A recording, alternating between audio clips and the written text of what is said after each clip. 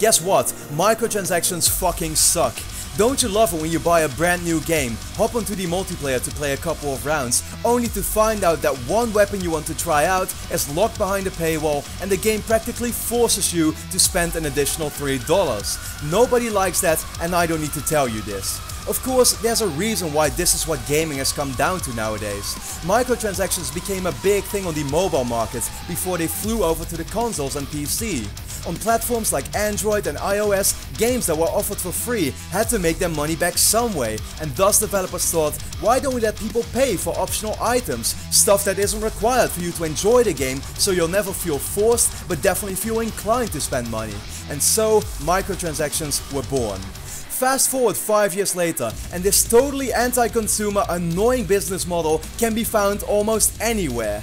And where previously you would see mostly cosmetic items that don't affect gameplay at all being sold, now they can be graded as different levels of bullshit. You can now buy weapons in Uncharted 4 that others can't play with. You can spend a few dollars in For Honor to get an XP boost. You can use this totally overpowered card in Hearthstone to beat all your opponents, essentially making it a pay-to-win game. Oh, but it's fine because all of these things can also be acquired by simply playing the game, the developer would say. Yes, I'm sure they can after you play for many dozen hours or get lucky with a ultra rare drop from a card pack or supply drop. So I think it's safe to say you figured out I can't stand microtransactions. Okay, allow me to turn this video around completely in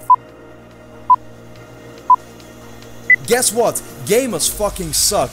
Don't you love it when you see your go-to multiplayer game on Steam for 15 bucks, you tell your friend who's been wanting to play it forever to go get it, and the response you get is 15 bucks? Oh, I'll wait for a Steam sale to buy it at $7. And then when a few months later he finally ends up getting the game, complains he can't play with his favorite sniper until he pays extra. And don't even get me started about the people who pirate all their games. Holy shit. You see, sadly there's a reason why we're dealing with the gigantic mess that we find ourselves in nowadays in gaming, and where half the blame can be put on the developer for this, the other half I would like to kindly put on the greedy, ungrateful bastards that are some of today's gamers. Reality check, the world revolves around money, and gaming is supposed to be an expensive hobby.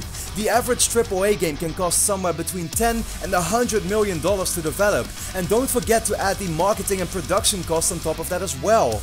Developers need to make their money back somehow, and if you don't want to pay $60 at launch, they'll find other ways to do so. I'm not just talking about microtransactions, but also DLC or season passes, but that's a whole nother episode.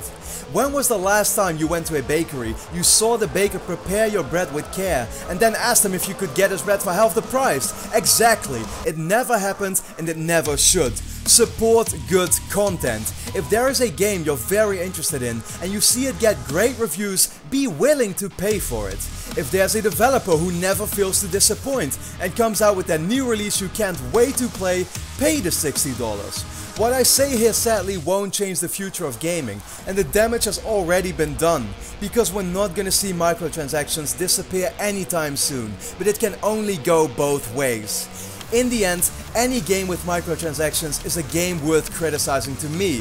Whether it's Destiny or For Honor with repetitive content who seem to treat their player base like an open wallet where they're being squeezed to get just a little more out of their experience, or whether it's Uncharted 4, a game with great value yet still requiring you to pay for those few things you want. You're all wrong. At the same time, microtransactions won't stop the moment gamers start complaining, they'll stop when gamers start paying for content that should be paid for. It's a win-win situation that would benefit everyone, but sadly, right now there are only losers in this game.